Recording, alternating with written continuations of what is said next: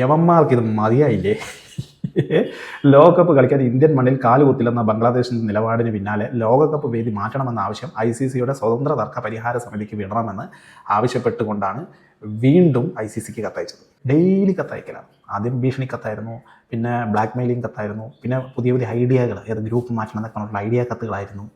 അങ്ങനെ പല പല കത്തുകൾ അയച്ചിട്ടും ഒരു ഗുണവും ഉണ്ടാവാതെ ലാസ്റ്റ് വേൾഡ് കപ്പിൽ നിന്ന് ICC വരെ ചവിട്ടി പുറത്താക്കി.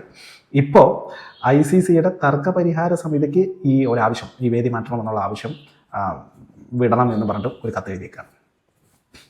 എന്താ ചെയ്യുക? സ്വതന്ത്ര അഭിഭാഷകർ ഉൾപ്പെടുന്നതാണ് ICCയുടെ തർക്ക പരിഹാര സമിതി.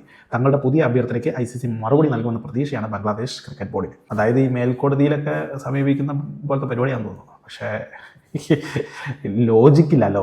വേൾഡ് കപ്പ് അടുത്ത ആഴ്ചയാണ് തുടങ്ങാൻ പോകുന്നത്. ഈ അടുത്ത ആഴ്ച തുടങ്ങാൻ പോകുന്ന വേൾഡ് കപ്പിൻ്റെ വേദി ഇനി വേറെ സ്ഥലത്തേക്ക് മാറ്റണം എന്നൊക്കെ പറഞ്ഞു കഴിഞ്ഞാൽ ഏത് തർക്ക പരിഹാര കോടതിയിൽ കൊടുത്തിട്ട് കാര്യമുണ്ടോ? തോന്നുന്നില്ല. പിന്നെ സ്കോട്ട്ലാൻഡ് ഇതാ വേൾഡ് കപ്പിനുള്ള ജേഴ്സിയൊക്കെ അടിച്ചു തുടങ്ങി. നിങ്ങളിങ്ങനെ കത്തെഴുതിക്കൊണ്ടിരുന്നോ? എത്ര അവസരം തന്നതാണ്. കുറച്ചും കൂടി ലോജിക്കായിട്ട് ചിന്തിച്ച് കാര്യങ്ങൾ ചെയ്യേണ്ടായിരുന്നു. ഈ കൊൽക്കട്ട മാറ്റി തരാമെന്ന് ICC പറഞ്ഞതല്ലേ? തിരുവനന്തപുരം ചെന്നൈയൊക്കെ ആക്കി തരാമെന്നൊക്കെ പറഞ്ഞതല്ലേ? അങ്ങനെ പറഞ്ഞു എന്നാണ് എനിക്ക് തോന്നുന്നത്. അങ്ങനെയാണ് റിപ്പോർട്ട്സ് വന്നത്.